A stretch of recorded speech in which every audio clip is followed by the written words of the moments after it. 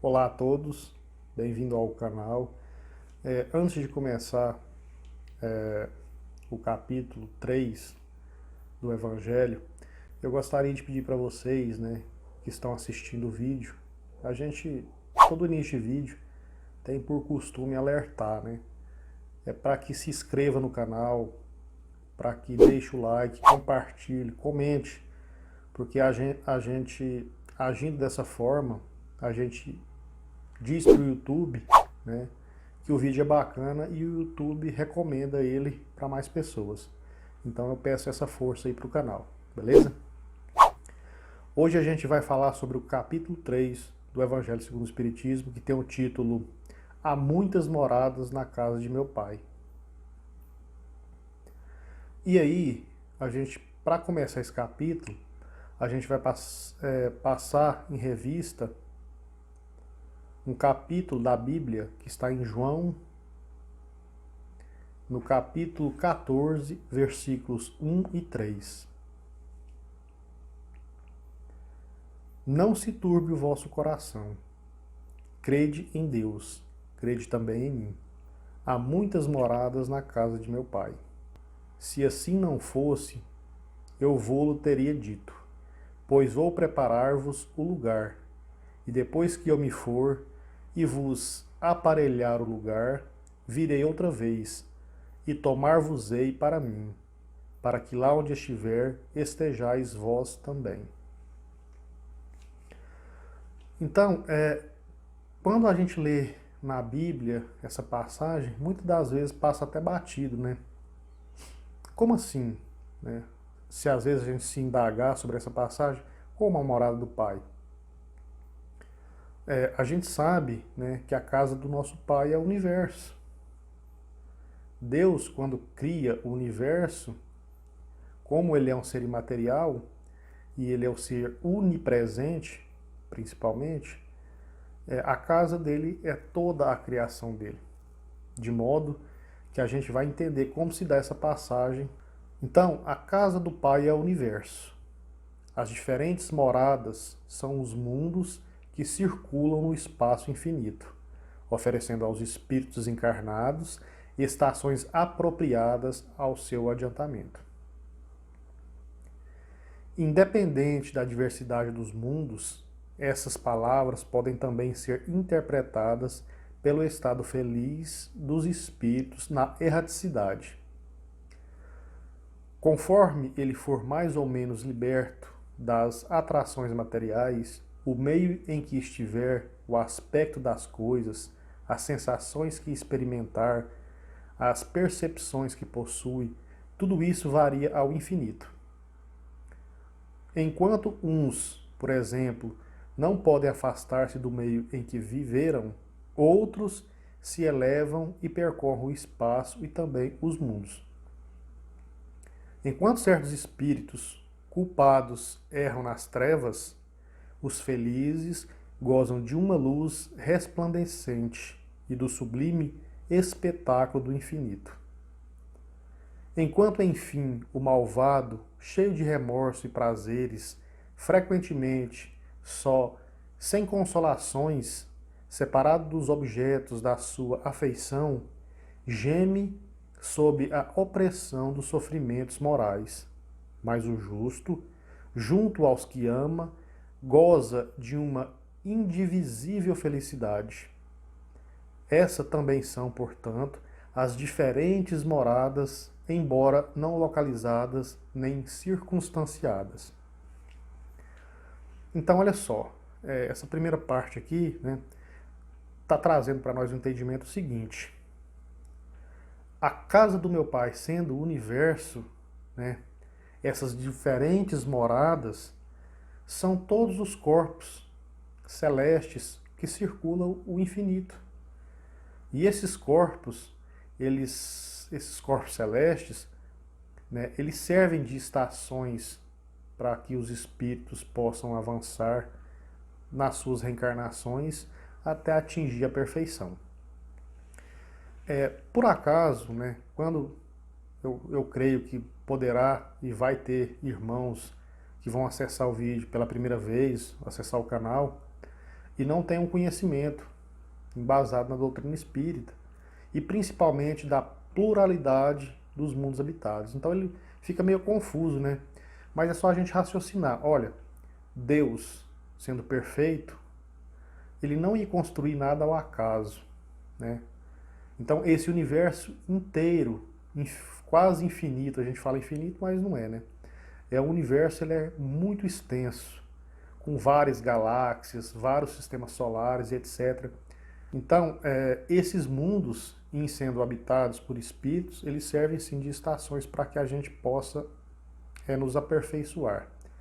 Mas, independente dessa diversidade de mundos, né, também essa passagem pode ser interpretada como um local onde aquela alma que depois da morte, na erraticidade, que significa no mundo dos espíritos, ela vai se encontrar dependendo do seu nível de vibração.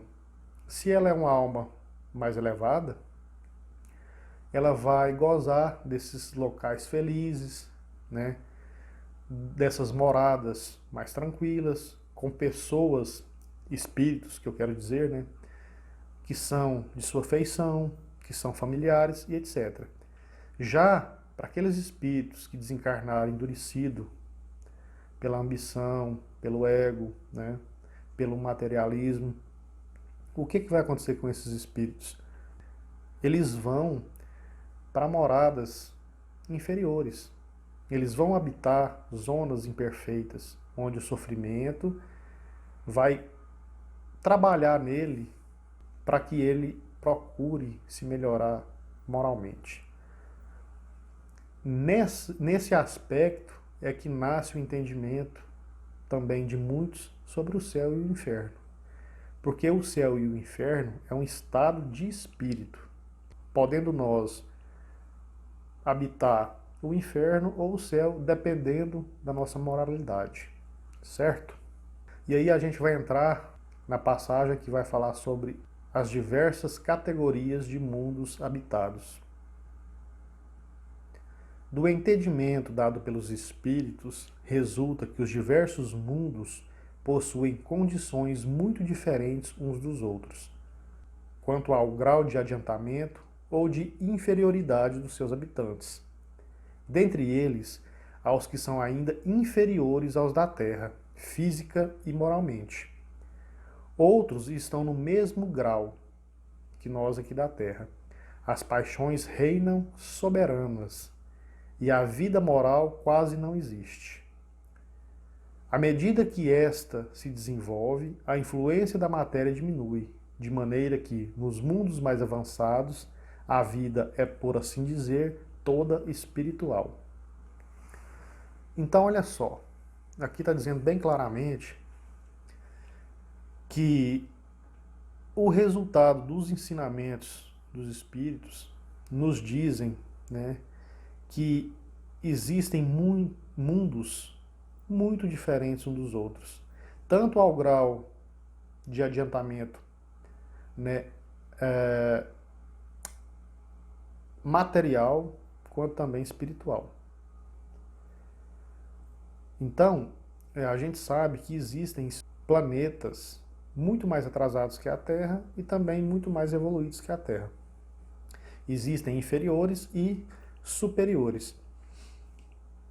E aqui a gente vai desenvolver, né, o entendimento de como se dá esse mecanismo, de como funciona, né, essa linha que separa um mundo primitivo de um mundo feliz, ou um mundo celeste.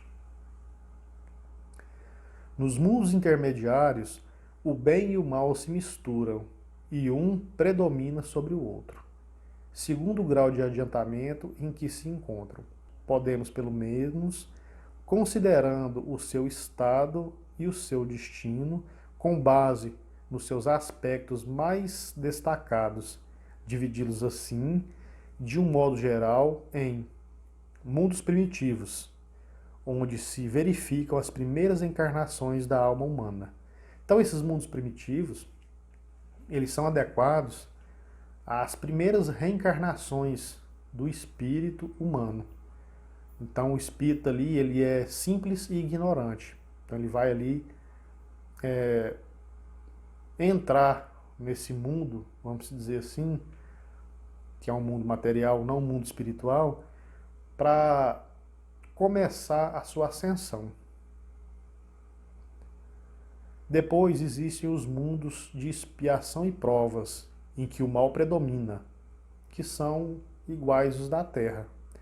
A gente está, né, num mundo de provas e expiações. Então aqui, o mal, a guerra, as ilusões, as paixões, o materialismo, todos esses sentimentos, ele predomina ao bem.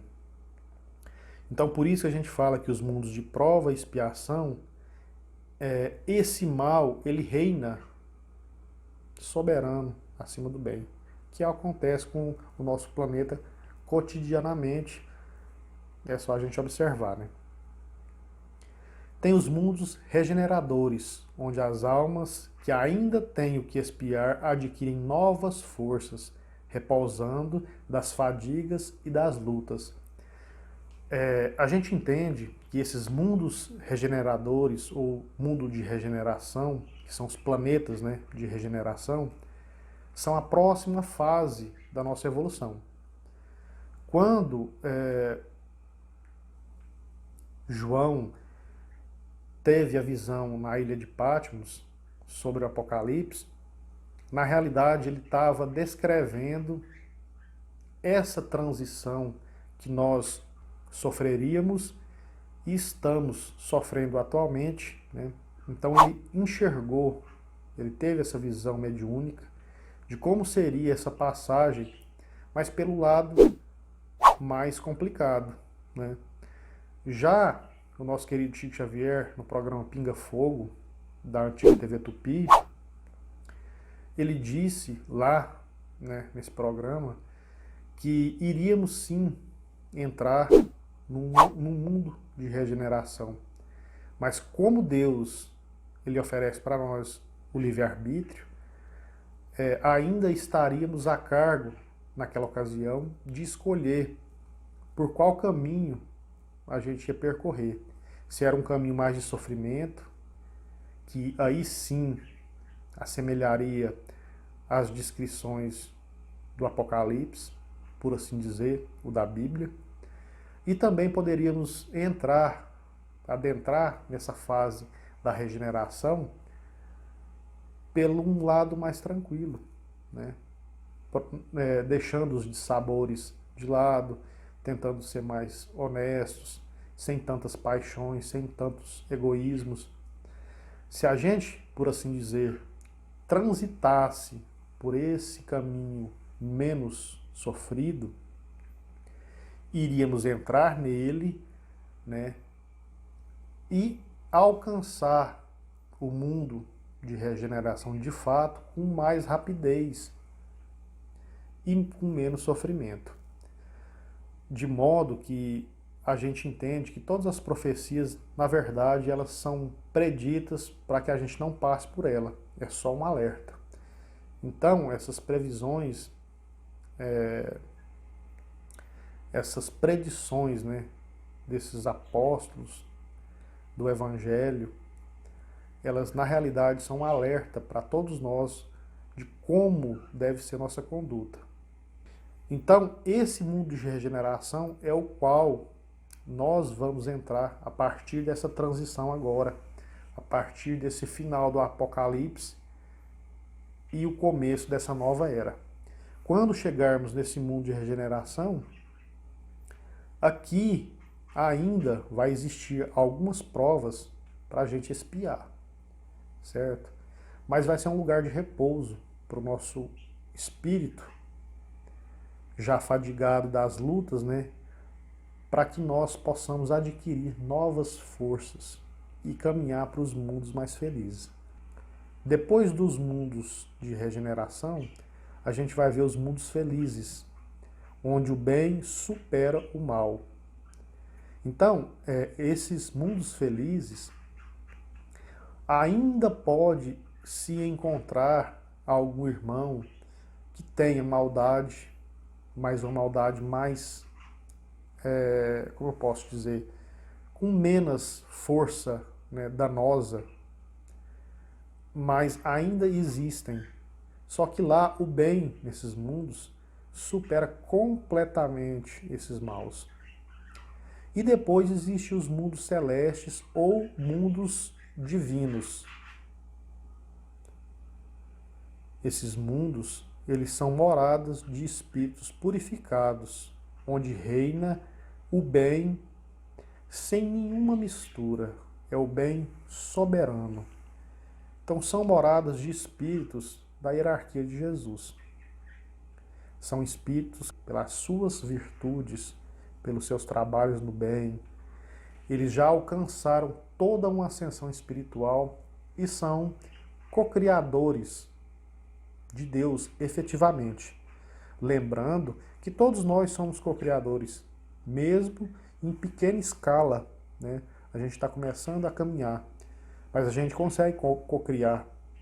Do momento que a gente leva uma palavra de conforto para o irmão que necessita, que a gente pratica caridade, nós conseguimos ser co-criadores de Deus nesse instante. Mas num mundo feliz, onde é a morada de espíritos puros, esses espíritos que lá se encontram são espíritos, vamos dizer assim, que estão ao lado direito de Deus, trabalhando, conduzindo mundos, criando mundos. Então eles são efetivamente co-criadores e governadores espirituais à direita de Deus. Os espíritos encarnados num mundo não estão ligados a ele indefinitivamente e não passam nesse mundo por todas as fases do seu progresso que devem realizar para chegar à perfeição. Quando atingem o grau de adiantamento necessário, passam para o outro mundo mais adiantado, e assim sucessivamente, até chegarem ao estado de espíritos puros. Os mundos são as estações em que eles encontram os elementos de progresso proporcionais ao seu adiantamento. É para eles uma recompensa passarem a um mundo de ordens mais elevadas, como é um castigo prolongarem sua permanência no mundo infeliz, ou serem relegados a um mundo ainda mais infeliz por haverem obstinado no mal. Então, olha só, aqui está dizendo que o espírito encarnado, ele não é ligado a um mundo específico, né? E também não passam por todas as suas provas nesse mundo. Para chegar à nossa perfeição, quando a gente atinge um grau de maturidade espiritual, a gente desvincula daquele orbe, desse planeta, caso ele não esteja, né, num momento igual esse que nós estamos agora, de transição. Agora, nesse momento da transição, a gente sabe que o mundo vai evoluir, o mundo em si, o planeta, e os espíritos que habitam nele vão evoluir junto. Só que tem um detalhe. Lembra lá na Bíblia que está escrito, né, que no final dos tempos Deus sentará no seu trono e colocará as ovelhas à sua direita e os bodes à sua esquerda? Pois bem, nessa transição, que é o final dos tempos, vai existir uma seleção natural. E aí, a nossa humanidade atual será dividida. Aquele dentre nós que forem as ovelhas, eles vão progredir junto com o planeta Terra para esse mundo regenerado. Porque lá na Bíblia, né, está explicando bem claramente que depois de tudo, os mansos herdarão a terra. Serão as ovelhas. Mostrando lá na Bíblia mesmo que a terra ela vai continuar. Né? Mas e os bodes? O que será que vai acontecer com eles? Eles vão ser levados a mundos como que a gente está agora de provas e expiações. Mas muitas das vezes vão para esses mundos no início deles. E vão passar por diversas penas, por diversos dissabores, por diversas desilusões, até que por merecimento eles adquiram, né, o amor, o bem, que nesse momento faltou para que ele não pudesse ascender para o nosso planeta. E assim que ele tiver melhorado moralmente, ele retornará ao planeta melhor. Então, não somos ligados a um planeta específico. Dependendo como nós individualmente nos comportamos, podemos sim ascender um planeta melhor ou estagnar. Lembrando que a gente nunca retrocede. O que pode acontecer é que como esse mundo ele vai passar por uma outra faixa vibracional, aqueles que aqui habitam e continuam no mal, eles vão ser levados para um mundo da mesma faixa de vibração, que é de provas e expiações. Só que mais no começo. Entendeu? Então é assim que funciona o mecanismo. E agora a gente vai falar do destino da Terra e causa das misérias humanas. Admira-se de haver sobre a Terra tantas maldades e tantas paixões inferiores, tantas misérias e enfermidades de toda sorte, concluindo-se que miserável coisa é a espécie humana. Nesse julgamento decorre uma visão estreita que dá uma falsa ideia do conjunto. É necessário considerar que toda a humanidade não se encontra na Terra, mas apenas uma pequena fração dela, porque a espécie humana abrange todos os seres dotados de razão, que povoam os inumeráveis mundos do universo. Ora, o que seria a população da Terra diante da população total desses mundos?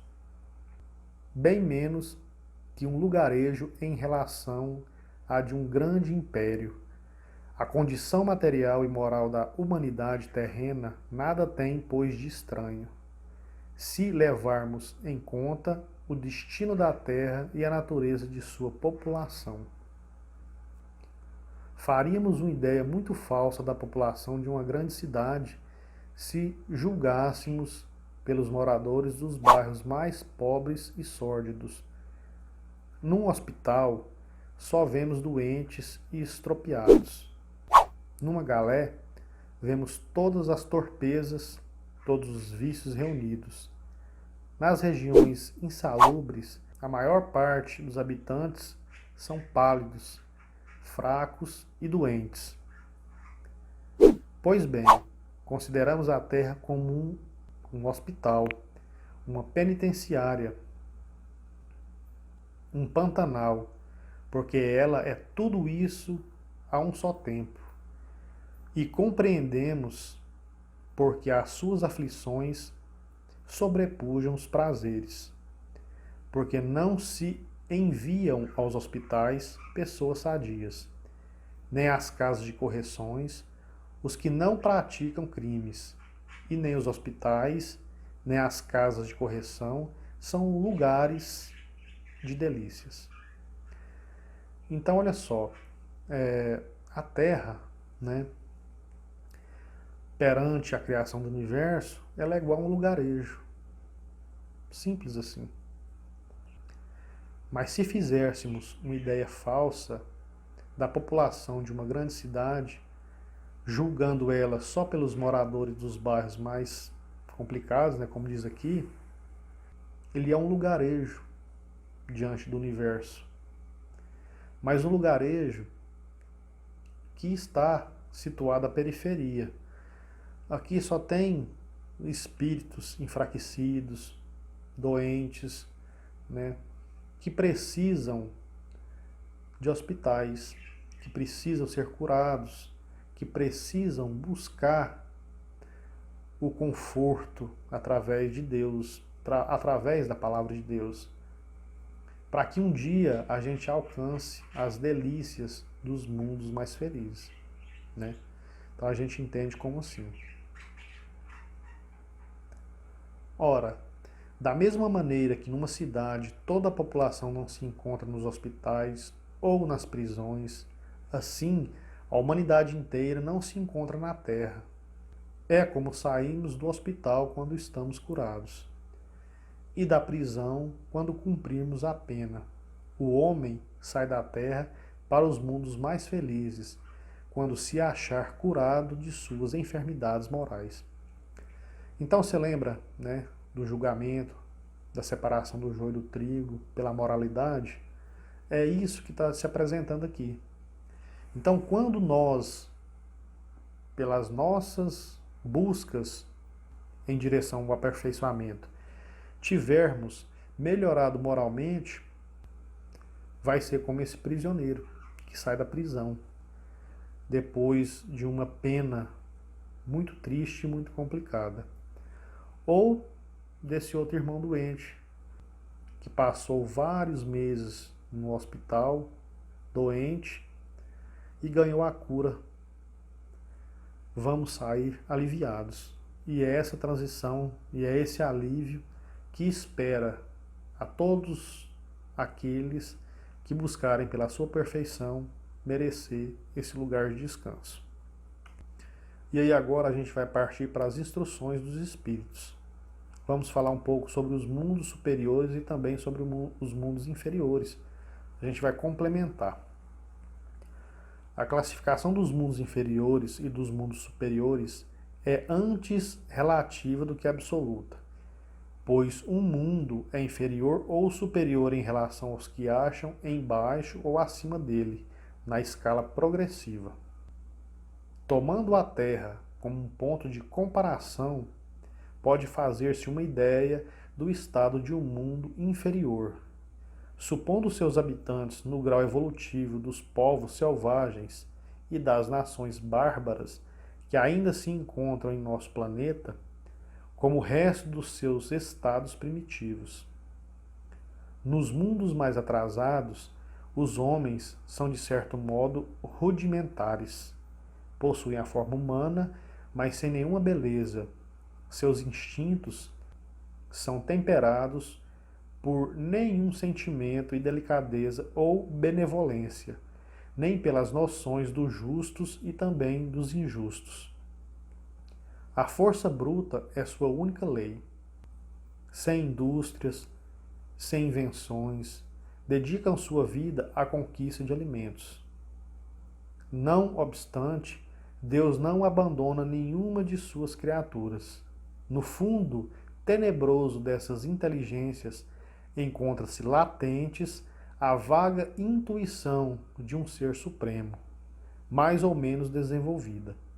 Esse sentimento é suficiente para que uns se tornem superiores aos outros, preparando-se para a eclosão de uma vida mais plena, porque eles não são criaturas degradadas, mas crianças que crescem. Então olha só que interessante. Os mundos primitivos, né, eles são moradas de espíritos sem nenhuma beleza humana, né? Então só o instinto ainda, vamos dizer assim, conduz esses irmãos primitivos. São quase como animais. A diferença é que dentro deles encontra-se latente a chama, né, essa chama ardente que vai desenvolver nesse homem primitivo esse instinto, levando ele do sentimento de instinto para um sentimento mais avançado, né? Então ele vai transformar esse instinto, por assim dizer, em sentimentos. Ele vai começar a requintar essas sensações deles. E aí, esse requinte das sensações é que no futuro vai chegar ao amor absoluto. Mas nesses mundos primitivos, são a lei bruta, a força da procriação que vão impulsionar esses nossos irmãos que estão ainda como crianças engatinhando. Entre esses graus inferiores e mais elevados, há inumeráveis degraus, e entre os espíritos puros, desmaterializados e resplandecentes de glória, é difícil reconhecer os que animaram os seres primitivos, da mesma maneira que, no homem adulto, é difícil reconhecer o antigo embrião. Nos mundos que atingiram um grau superior de evolução, as condições de vida moral e material são muito diferentes das que encontramos na Terra. A forma dos corpos é sempre, como por toda parte, a humana, mas embelezada, aperfeiçoada e, sobretudo, purificada. O corpo nada tem de materialidade terrena e não está, por isso mesmo, sujeito às necessidades e também às doenças e às deteriorações correspondentes do predomínio da matéria. Os sentimentos mais sutis têm percepções que a grosseira dos nossos órgãos sufoca. A leveza específica dos corpos torna a locomoção rápida e fácil. Em vez de se arrastarem penosamente sobre o solo, eles deslizam, por assim dizer, pela superfície ou pelo ar, pelo esforço apenas da sua vontade. A maneira das representações de anjos ou dos manes dos antigos nos campos elíseos, os homens conservam à vontade os traços das suas existências passadas e aparecem aos amigos em suas formas conhecidas, mas iluminadas por uma luz divina, transfiguradas pelas impressões anteriores, que são sempre elevadas. Em vez de rostos pálidos, arruinados pelos sofrimentos e pelas paixões, a inteligência e a vida esplendem, como esse brilho que os pintores produzem pelas auréolas dos santos. Então ele está dizendo aqui, que nos mundos superiores, a evolução material e também a moral são muito diferentes do que se encontra aqui na Terra. E ele diz também, que é interessante a gente anotar, que essa forma humana de humanoide, não que essa forma humana seja um padrão para todos, mas essa forma humana de humanoide com 2 braços, 2 pernas, um tronco, uma cabeça, ela permanece na grande maioria dos mundos. Mas quando é um mundo superior, essa forma é embelezada, ela é aperfeiçoada, ela é purificada. E ela é quase, vamos dizer assim, espiritual. Ela é quase fluídica, de forma que a gente não tem esses órgãos grosseiros que nos trazem fadigas, que nos dificultam a locomoção. Um exemplo, às vezes se eu quero sair daqui para ir na casa da minha mãe, que é num bairro afastado daqui, eu vou gastar aí meia hora caminhando, Chego lá cansado, suado, fadigado, e eles, por assim dizer, não têm essa dificuldade material. Eles deslizam, eles volitam com a sua vontade e transitam com tranquilidade para onde quer que eles queiram, mostrando assim que a vontade deles é que domina todo aquele corpo que já nada mais tem quase de material. E por último, aqui está falando que eles ainda conservam traços das suas existências quando eles apresentam para os amigos, mas aquele traço de um rosto resplandecente, como a gente vê várias citações na Bíblia de aparições de espíritos que são descritos como anjos, que são anjos, mas eu quero dizer aqui entre aspas assim, porque são espíritos mais purificados. Eles aparecem com essa forma iluminada, porque eles alcançaram essa plenitude, essa luz, né? Como aqueles pintores que reproduzem as auréolas, né, dos santos, por assim dizer. Então, já se tem esse espírito na sua mais pura beleza. Ele é um ser iluminado e assim ele se apresenta.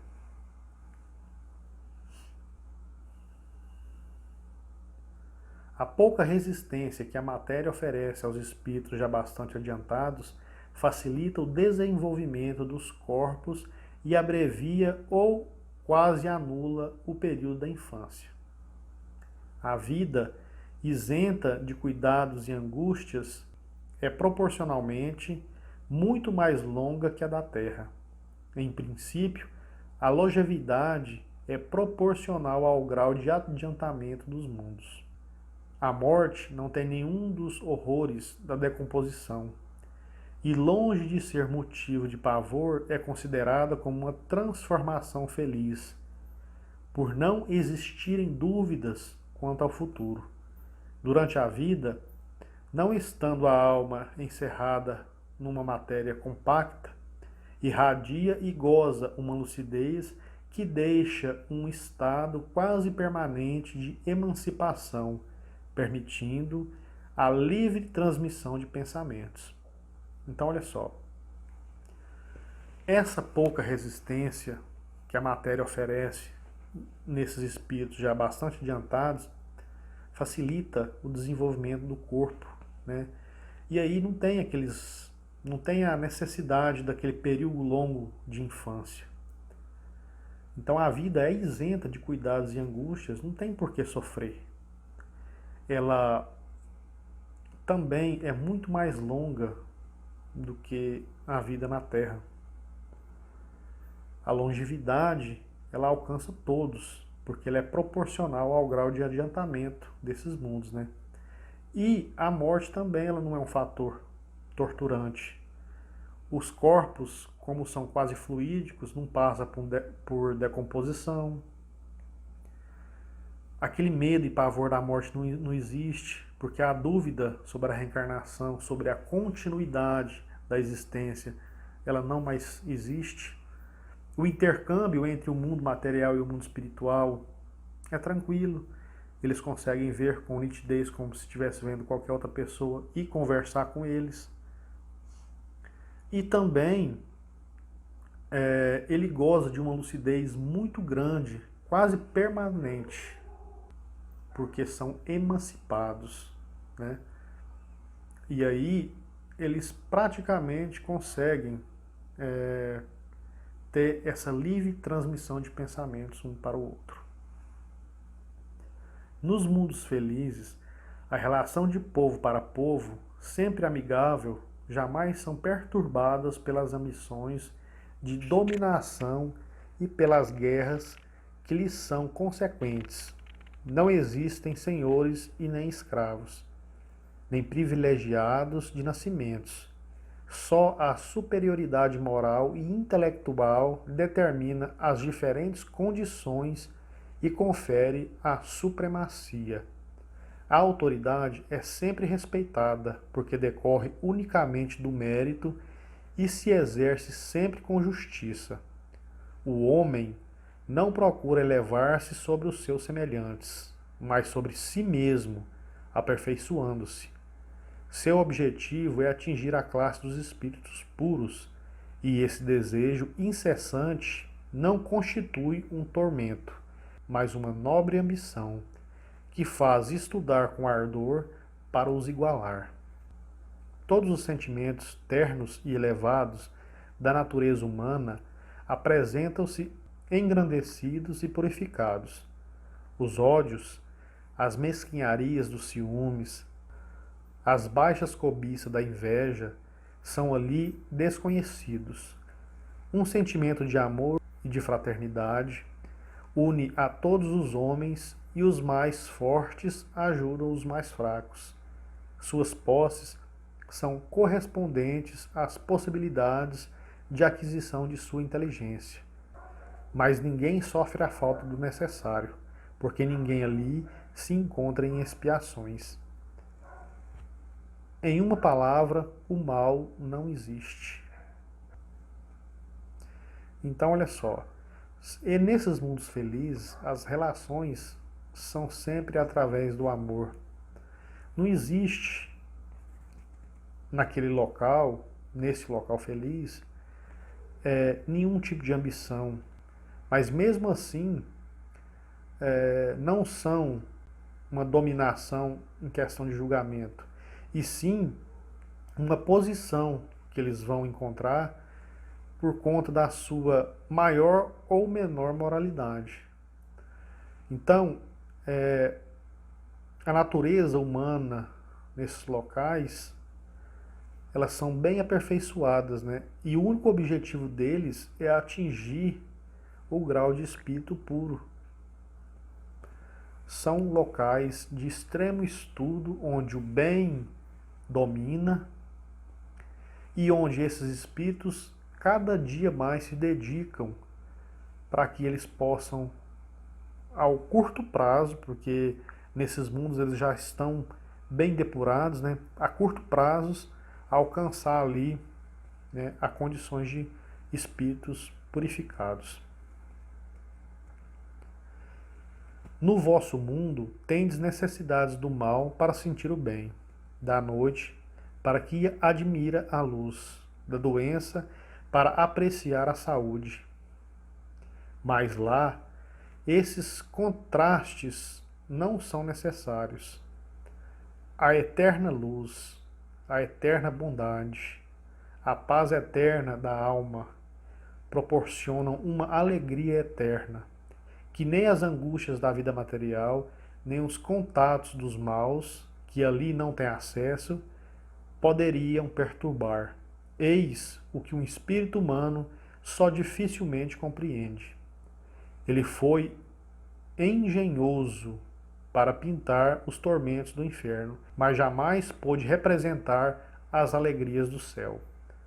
É isso porque sendo inferior, só tem experimentado apenas as misérias e não pode entrever as claridades celestes. Ele não pode falar daquilo que não conhece. Mas à medida que se eleva e se purifica, o seu horizonte se alarga e ele compreende o bem que está à sua frente, como compreendeu o mal que deixou para trás. Esses mundos afortunados, entretanto, não são mundos privilegiados, porque Deus não usa de parcialidade para nenhum dos seus filhos. A todos os mesmos direitos e as mesmas felicidades para chegarem até lá. Fez que todos participassem do mesmo ponto e não dota a uns mais do que os outros. Os primeiros lugares são acessíveis a todos. Cabe-lhes conquistá-los pelo trabalho, atingi-los o mais cedo possível, ou abandonar-se durante séculos e séculos no meio da escória humana. Então, a gente tem que entender que esses mundos, né, afortunados, não são mundos privilegiados, como algumas teorias de algumas religiões pregam, né? Que quando a gente morre, a gente vai para o céu e nem para o inferno. Se assim fosse, né, Deus daria privilégio a uns e a outros não. Porque muitas pessoas, a gente tem que entender o seguinte: hoje em dia na Terra, a gente se encontra mais feliz ou menos infeliz, dependendo do que a gente pratica, né?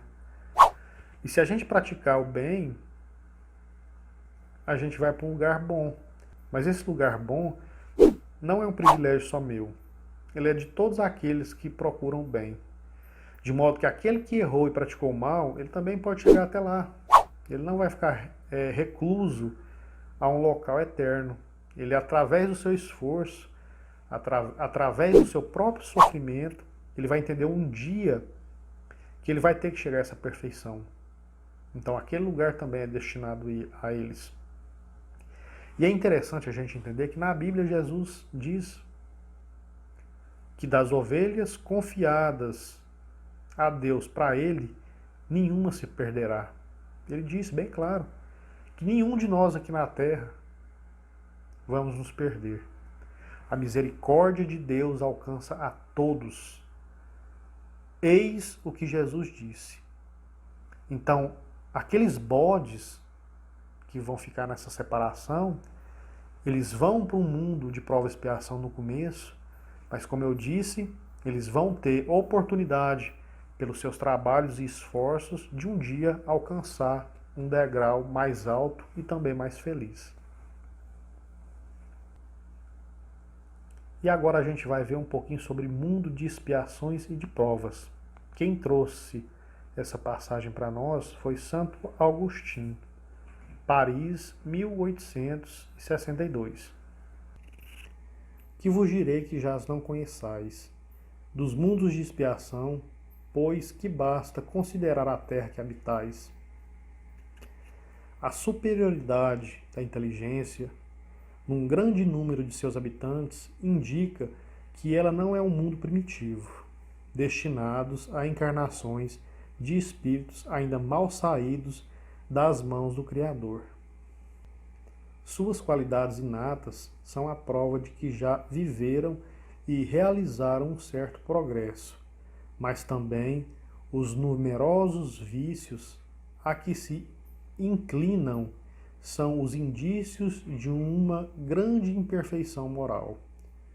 Eis porque Deus os colocou num mundo ingrato, para expiarem suas faltas através de um trabalho penoso e das misérias da vida, até que façam merecedores de passar para um mundo mais feliz. Então, olha só. Não obstante, não são todos os espíritos encarnados na Terra que se encontram em expiações. As raças que chamais selvagens constituem-se de espíritos apenas saídos da infância, que estão, por assim dizer, educando-se e desenvolvendo-se ao contato de espíritos mais avançados. Vem a seguir as raças semicivilizadas, formada por esses mesmos espíritos em progresso. Essas são, de algum modo, as raças indígenas da Terra, que se desenvolveram pouco a pouco através de longos períodos seculares, conseguindo algumas atingir a perfeição intelectual dos povos mais esclarecidos. Então, olha só, a gente tem que entender, isso aí é um fato, né, relevante aos nossos raciocínios, que se existisse uma vida, né, seria dado a todos a mesma condição. Se Deus, né, semeou a terra de homens e deu condições diferentes para cada um de seus habitantes, e também, não só no momento atual que vivemos, existem locais que os seres que vivem coletivamente gozam de uma felicidade maior, de uma tecnologia, de uma pouca, vamos dizer assim, né, de um pouco sofrimento. E existem, nesse mesmo momento, aqui na mesma terra, pessoas que moram em locais sem acessibilidade social, que ainda têm, através de dos seus dolorosos esforços, buscar o alimento, são acometidos por doenças, não tem hospitais. Então, se a gente olhar agora ao redor do mundo, a gente vai ver uma imensa desigualdade. Isso prova claramente essa condição da evolução do espírito, né? Então, sendo Deus perfeito, é claro que ele não vai dar privilégio nenhum. Se tivesse uma vida, como eu disse, todos teriam o mesmo ponto de partida. Todos seríamos iguais. É mais um raciocínio relevante aqueles que estão assistindo agora esse vídeo e que estão se indagando sobre a pluralidade tanto dos mundos quanto também a progressão dos espíritos e, consequentemente, sobre a reencarnação. Os espíritos em expiação aí estão, se assim nós podemos exprimir como estrangeiros. Já viveram em outros mundos, dos quais foram excluídos por sua obstinação no mal, que os tornava causa de perturbação para os bons. Foram relegados, por algum tempo, entre os espíritos mais atrasados, tendo por missão fazê-los avançar, porque trazem uma inteligência desenvolvida, os germes dos conhecimentos adquiridos. É por isso que os espíritos punidos se encontram entre as raças mais inteligentes, pois são estas também as que sofrem mais amargamente as misérias da vida, por possuírem mais sensibilidade e serem mais atingidas pelos atritos do que as raças primitivas, cujo senso moral é mais obtuso. Então, olha só. Geralmente, esses espíritos estrangeiros, né, que são aqueles que são, vamos dizer assim, degradados para uns mundos, que são mundos equivalentes à sua psicosfera mental, mas são mundos atrasados. Então eles vão lá para ajudar o progresso. E é aí que encontra a chave, né, também de uma grande infinidade de questão nossa na atualidade. Porque a gente sabe que viveram aqui pessoas, tribos, né, povos, que até hoje a ciência não explica direito. Como os maias, os incas, né, os egípcios, os hindus, que constituíram nos primórdios da humanidade aqueles espíritos degradados de outros orbes, que trouxeram as inteligências deles adquiridas até aqui e fizeram com que nós pudéssemos adquirir um pouco da sua sabedoria.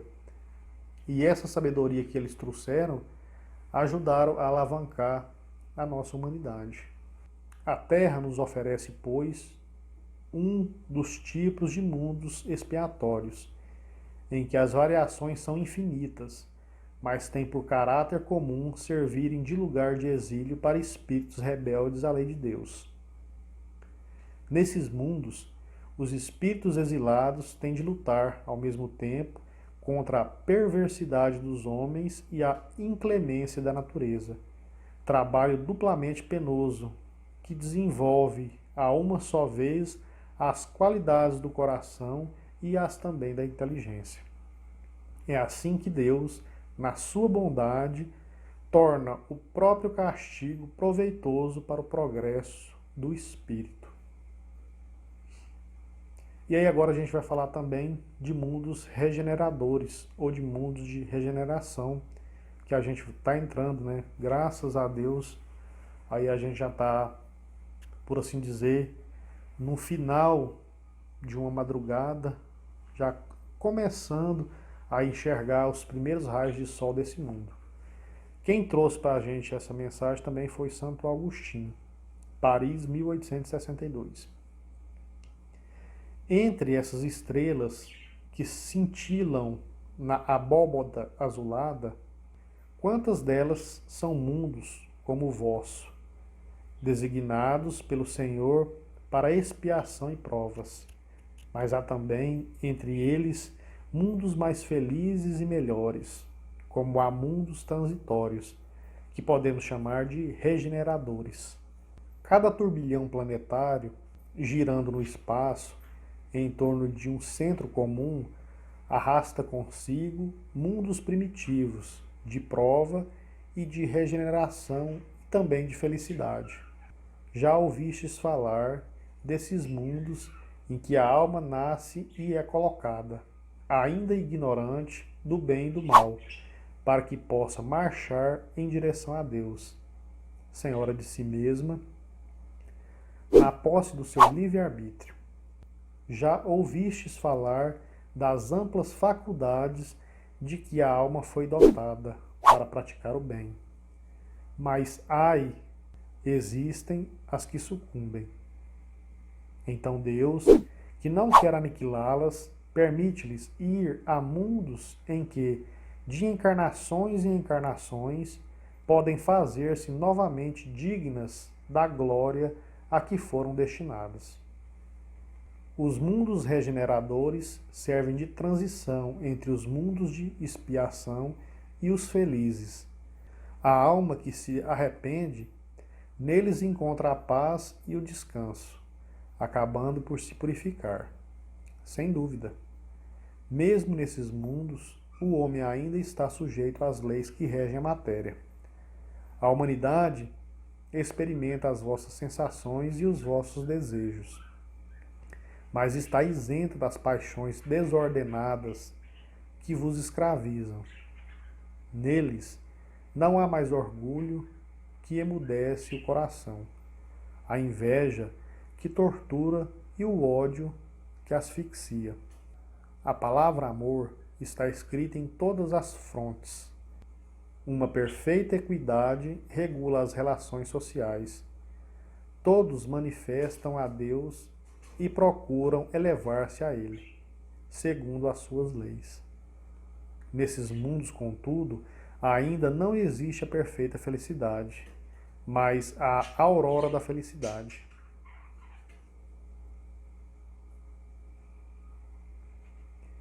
O homem ainda é carnal e por isso mesmo sujeito às vicissitudes de que só estão isentos os seres completamente desmaterializados. Ainda tem provas a sofrer, mas estas não se revestem das pungentes angústias da expiação.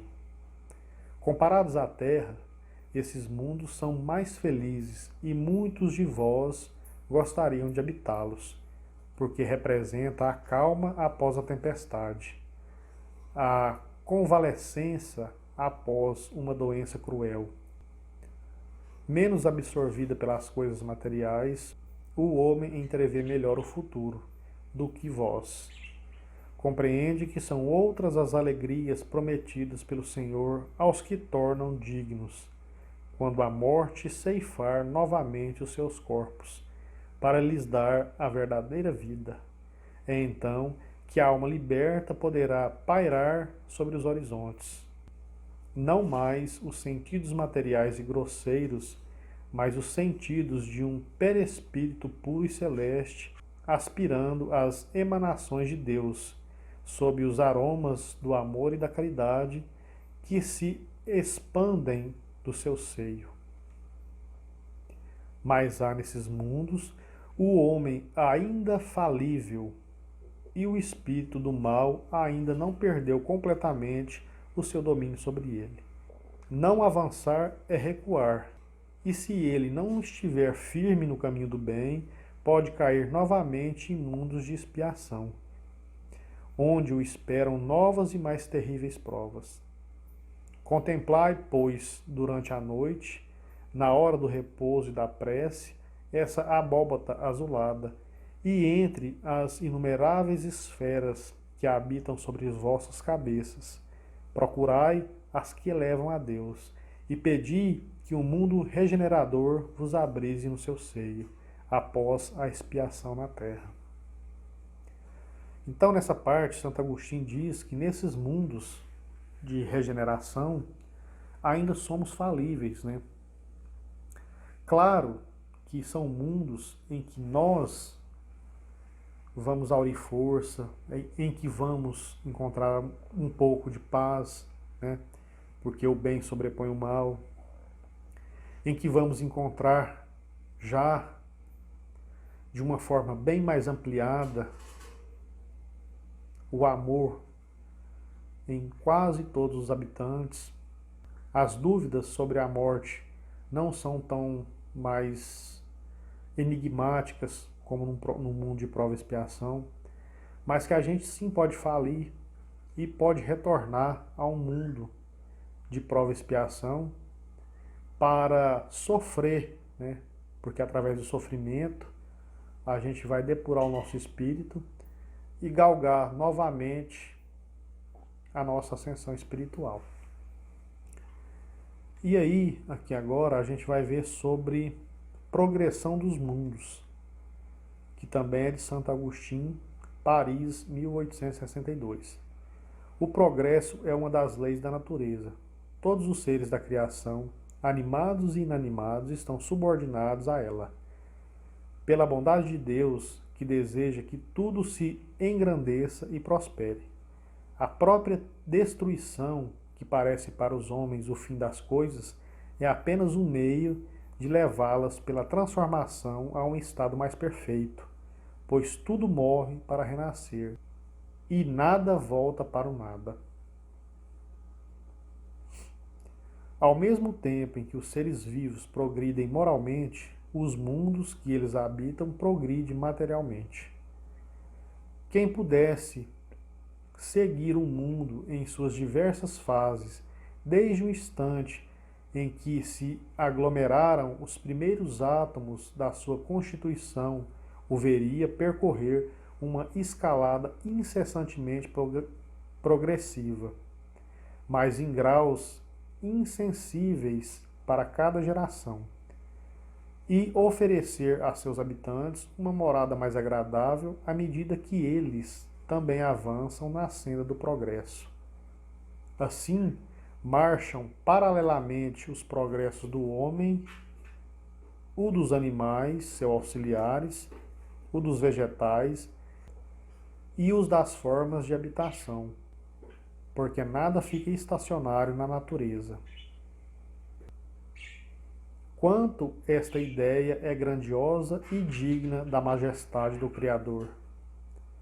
E como, ao contrário, é pequena e indigna do seu poder aquela que concentra a sua solicitude e a sua providência no imperceptível grão de areia da terra, e restringe a humanidade a algumas criaturas que o habitam.